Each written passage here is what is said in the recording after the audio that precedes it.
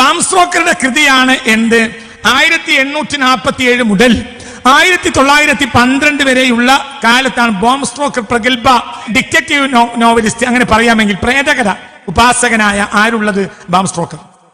Irish എഴുത്തുകാരനാണ്, അയർലൻഡിലെ Irish എഴുത്തുകാരനാണ് ആര്? Balm Stoker. ബാം സ്റ്റോക്കർ 1897 ഇത് എഴുതുന്നത്, 1897.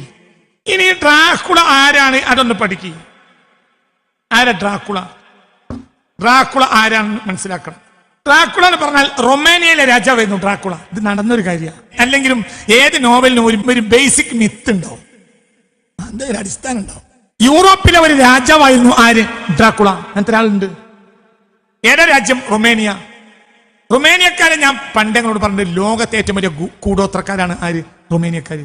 ഇന്നും നല്ലൊരു ശതമാനം ജനങ്ങൾക്ക് റുമേനിയയിൽ പണി എന്താണെന്നറിയോ? കൂടോത്രം, സിഹിർ, ബ്ലാക്ക് മാജിക്കിന് ലോകത്ത് യൂറോപ്യന്മാരാ. ലോകത്ത് ഏറ്റവും വലിയ അന്ധവിശ്വാസികൾ യൂറോപ്യന്മാരാ. ഇവരെന്താ ചെയ്തതെന്നറിയോ? ഇവരെന്ത് ചെയ്യുന്നത്? മൃതദേഹങ്ങൾ, പഴകിയ മൃതദേഹങ്ങളിലാണ് കൂടുതൽ വീര്യമുള്ള എന്ത് ചെയ്യാ? കൂടോത്രം ചെയ്യാൻ പറ്റുക.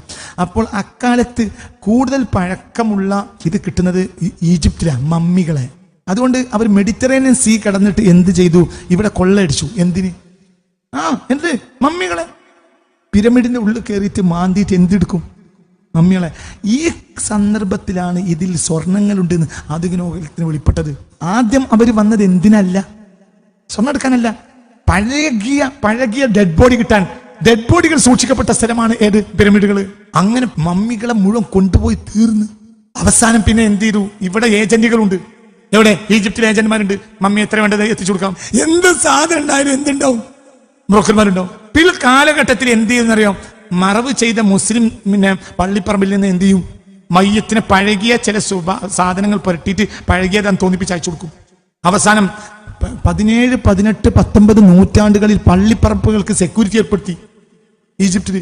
മുസ്ലിം പള്ളിപ്പറമ്പിന് മയ്യത്ത് കൊണ്ടുപോകും. മയ്യത്ത് കാണൂല, എല്ലും പോലും പറ്റൂല. എന്തെന്നെ കിട്ടണം? മൃതദേഹം കിട്ടണം. മറവ് ചെയ്താൽ ഒരു 14, 5 കൊല്ലമൊക്കെ കഴിയുമ്പോൾ ദ്രവിച്ചു പോലോ. ഇത് പറ്റൂല. ഇവർക്ക് ബോഡി തന്നെ കിട്ടണം.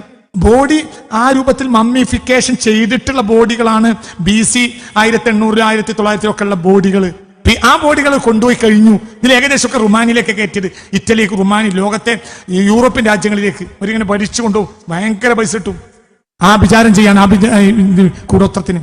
അവസാനം മുസ്ലിം പള്ളിപ്പറമ്പുകൾക്ക് സെക്യൂരിറ്റി ഏർപ്പെടുത്തിയെന്നാണ്. അഴികളത് വരെ കാക്കണം. 2000 കൊല്ലം കഴിഞ്ഞാലും മമ്മിഫിക്കേഷൻ ചെയ്ത ബോഡിയായി കിടക്കും. അങ്ങനെ പലരും മമ്മിഫിക്കേഷൻ ചെയ്തിട്ടുണ്ട്. നമ്മളെ മറവ് ചെയ്താൽ 2-3 ദിവസം കൊണ്ട് പൊട്ടിപ്പോവും. മമ്മിഫിക്കേഷൻ 1000 കൊല്ലം കഴിഞ്ഞാലും എന്താവില്ല, പൊട്ടൂല. അപ്പൊ എത്രയും പെട്ടെന്ന് പുതിയൊരു മയ്യത്തിനെ മറവ് ചെയ്താൽ അന്ന് സെക്യൂരിറ്റി നിർത്തണം. ഇല്ലെങ്കിൽ മാന്തിയാൽ അവർക്ക് പിന്നെ അതിന് വേണ്ട സാധനങ്ങൾ, പഴകിയ സാധനങ്ങളൊക്കെ പഴകിയതാന്ന് കയറ്റിയാൽ ഭയങ്കര പൈസയാണ്. യൂറോപ്യൻ രാജ്യങ്ങളൊക്കെ അതിൽ ഏറ്റവും ആഭിചാരകര നടന്ന രാജ്യമാണ് റുമേനിയ. 1462 വാലൻസിയ, ഒട്ടോമൻ വാലൻസിയ യുദ്ധം നടന്നിട്ടുണ്ട്. റുമേനിയ ആസ്ഥാനമായി ഉണ്ടായിരുന്ന രാജ്യമാണ് വാലൻസിയ. ഇന്ന് റുമേനിയന്റെ തലസ്ഥാനം. ഇന്ന് റുമേനിയ വേറിട്ട് രാജ്യം. ഇന്ന് വാലൻസിയ വേറിട്ട് കാണൂല. അന്ന് വാലൻസിയ രാജ്യത്തിന്റെ തലസ്ഥാനമാണ് റുമേനിയ. ഇന്ന് റുമേനിയ സ്വയം ഒരു രാജ്യം. ജെർസികളും യൂറോപ്പിലെ നാടോടികൾ താമസിക്കുന്ന പ്രദേശത്ത് പിശാചുക്കളെയും ദുർമന്ത്രവാദികളെയും വല്ലാത്ത സ്വാധീനമുള്ള ഒരു രാജ്യമായിരുന്നു, കേന്ദ്രമായിരുന്നു അത്.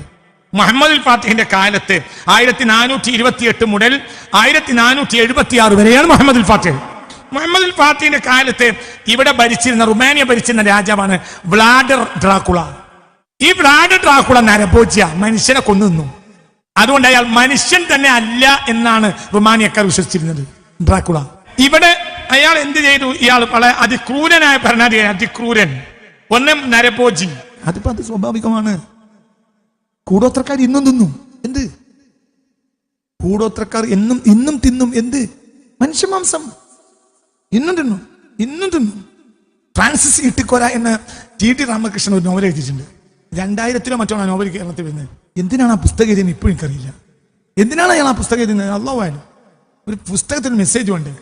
മനുഷ്യനെ ഏഷ്യൻ ആഫ്രിക്കൻ രാജ്യങ്ങളിൽ നിന്നും മനുഷ്യനെ കയറ്റിയിട്ട് മനുഷ്യനെ യൂറോപ്യന്മാർ ഭക്ഷിക്കുന്നതാണ് അതിലെ ഇതിവൃത്തം. വായിച്ച് പൂർത്തിയാക്കാൻ കഴിയില്ല. T.T. രാമകൃഷ്ണന്റെ പ്രഗത്ഭമായ നോവലാണ്. ഈ പുസ്തകമൊക്കെ എന്തിനാണ് എഴുതിയതെന്ന് എനിക്ക് മനസ്സിലാവുന്നില്ല. അപ്പൊ ഇങ്ങനെയൊക്കെയുള്ള ആളുകൾ, യൂറോപ്യൻ ശൈലിയാണത്. ഈ മനുഷ്യനെ ഭക്ഷണമാക്കി കഴിക്കും. അങ്ങനത്തെ ഒരു നരഭോജിയായിരുന്നു വ്ളാഡ് ഡ്രാക്കുള. ഈ വ്ളാഡ് ഡ്രാക്കുള എന്ത് ചെയ്തു? ഇയാൾക്കെതിരെ സ്വന്തം രാജ്യക്കാർ മുഹമ്മദുൽ ഫാത്തിഹിനോട് പരാതിപ്പെട്ടു. അങ്ങനെ മുഹമ്മദുൽ ഫാത്തിഹ് ഇയാൾക്കെതിരെ യുദ്ധം ചെയ്തു. അവസാനം ഇയാൾ ആരായിരുന്നു? ഇയാൾ ഓർത്തഡോക്സ് ആയിരുന്നു. പിന്നെ അയാൾ കത്തോലിക്കക്കാരനായി. കത്തോലിക്കക്കാരനായിട്ട് ഇയാൾ കത്തോലിക്കക്കാരെയും കൂട്ടി കുരിശുദ്ധത്തിന് വന്നു. ആരോട്? റുമാനിയക്കാരോട്. അപ്പോൾ റുമാനിയക്കാർ സഹായം തേടി. ആരുടെ? മുഹമ്മദുൽ ഫാത്തിഹിന്റെ. മുഹമ്മദുൽ ഫാത്തിഹും റുമാനിയക്കാർ സഹായം തേടി മുഹമ്മദുൽ ഫാത്തിഹിന്റെ. അങ്ങനെ മുഹമ്മദുൽ ഫാത്തിഹ് രാജാവ് എന്ത് ചെയ്തു? റൊമാനിയക്കാരെ കൂടെ നോർത്തു. ആർക്കെതിരെ? റോമൻ എംപയറിനെതിരെ. അയാൾ കത്തോലിക്കനായപ്പോൾ അവര് സ്വന്തം രാജ്യത്തിനെതിരെ ഇയാൾ ഇങ്ങോട്ട് വന്നു, കത്തോലിക്കനായി. അങ്ങനെ റോമൻ എംപയറിനെ കൂടെ കൂട്ടി. റൊമേനിയൻ ഓർത്തഡോക്സുകൾ ബർസാബ് മൂന്നാമനെ ഭരണാധികാരിയാക്കി. 1390 മുതൽ 1480 വരെയാണ് അയാളുടെ ജീവിത കാലഘട്ടം. ബർസാബ് മൂന്നാമൻ അയാൾ റൊമാനിയൻ ഭരണാധികാരിയായ കാലത്ത് ഹോളി റോമൻ എംപയറിനെയും കൂട്ടി ആര് വന്നു? ഡ്രാക്കുളനെ വന്നു. വ്ളാഡ് ഡ്രാക്കുള വന്നപ്പോൾ പിടിച്ചെടുക്കാൻ ആർക്കഴിയില്ല. ബർസാബ് മൂന്നാമനോ റൊമേനിയക്കാർക്കോ കഴിഞ്ഞില്ല. അന്ന് ലോകത്തെ ഏറ്റവും വലിയ ഭരണാധികാരിയാണ് ആര്? മുഹമ്മദ് ഫാത്തിഹ്. നീതിമാനായ അദ്ദേഹത്തിന് ഡ്രാക്കുള വന്നിട്ടുണ്ട്. ഒന്ന് ഇവർക്ക് ഡ്രാക്കുളയെ പേടിയാ. കാരണം ഡ്രാക്കുള എന്ന് പറഞ്ഞാൽ മനുഷ്യൻ തിന്നും. രണ്ട്, ഇയാൾ വലിയ ആഭിചാരനാണെന്നാണ് റൊമേനിയക്കാർ വിശ്വാസം. ഒരു വിഭാഗം റൊമാനിയക്കാരുടെ വിശ്വാസം ഡ്രാക്കുള ഇപ്പോഴും മരിച്ചിട്ടില്ല എന്നാണ്. ഈ നോവൽ എന്ന് പറഞ്ഞാൽ തനി കളവുമാണ്. ബാം സ്റ്റോക്കർ നോണയാണ് എഴുതി മൊത്തം. ഇതിന്റെ ഒന്നാമത്തെ പുസ്തകത്തിൽ തന്നെ ബാം സ്റ്റോക്കർ പറയുന്നത് മുഹമ്മദുൽ ഫാത്തിഹിനോട് യുദ്ധം ചെയ്ത് ഡ്രാക്കുള ജയിച്ചുനാണ്. അങ്ങനത്തെ ഒരു സംഭവം ഇല്ല. സത്യത്തിൽ എന്താ ഉണ്ടായത്? ഡ്രാക്കുളയെ കൊലപ്പെടുത്തി, എന്നിട്ട് ഒരു സാധാരണ സെമിത്തേരിയിൽ അടക്കം ചെയ്തു. എവിടെയാണ്? ഡ്രാക്കുള മയ്യത്ത് പോലും കിട്ടാത്ത രൂപത്തിൽ അടക്കം ചെയ്തു മുഹമ്മദുൽ ഫാത്തിഹിന്റെ പട്ടാളം. കാരണം അയാൾ അത്രയും വലിയ ശല്യക്കാരനായിരുന്നു. ആഭിചാര കലയിലൂടെ ഒരു ജനതയെ നിലക്ക് നിർത്തുക, ആ മനുഷ്യരെ ഭക്ഷിക്കുക, ക്രൂരമായി മനുഷ്യരോട് പെരുമാറുക. ഇതാണ് വ്ളാഡ് ഡ്രാക്കുളയുടെ സ്വഭാവം. അതായിരുന്നു രീതി. അയാളെ പിടിച്ചു കിട്ടിയത് ആരാണ്? മുഹമ്മദുൽ ഫാത്തിഹ്. അതാണ് ചരിത്രം. എന്നാൽ ബാം സ്റ്റോക്കർ മാറ്റി മുഹമ്മദുൽ ഫാത്തിഹിനെ തോൽപ്പിച്ച ആളായിട്ടാണ് ഡ്രാക്കുളയെ അവതരിപ്പിക്കുന്നത്. ഒന്ന് അങ്ങനെ അവതരിപ്പിച്ചാലേ ഡ്രാക്കുള ഹീറോ ആകൂ. എന്നാൽ ഡ്രാക്കുള എന്നൊരാൾ ഉണ്ടായിട്ടുണ്ട്. അയാൾ ഭരണം നടത്തിയിട്ടുണ്ട് റൊമേനിയയിൽ. വാലൻസിയയിലെ രാജാവായിരുന്നു അന്ന്. വാലൻസിയ, ഇന്ന് റൊമേനിയ. പക്ഷേ അയാളെ തോപ്പിച്ച്, അയാളെ ബന്ദിയാക്കി, അയാളെ പിടിച്ചു കെട്ടി, അയാളെ കൊലപ്പെടുത്തി.